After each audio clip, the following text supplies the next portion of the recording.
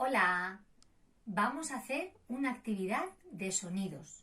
Para eso tenéis que estar muy atentos, abriros muy bien las orejas para escuchar a ver qué sonidos hacemos, ¿vale? El primer sonido va a ser metálico, como suena el metal. ¡Uy! Mirad.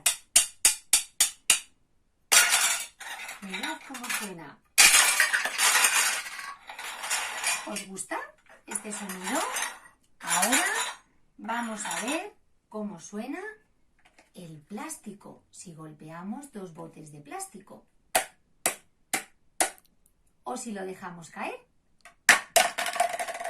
Es distinto, ¿verdad? Muy bien. Ahora vamos a ver cómo suena el cristal.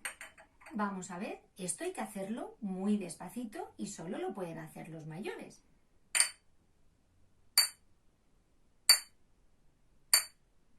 Muy bien. Y ahora vamos a ver cómo suena la madera. Si golpeamos la madera, a ver cómo suena.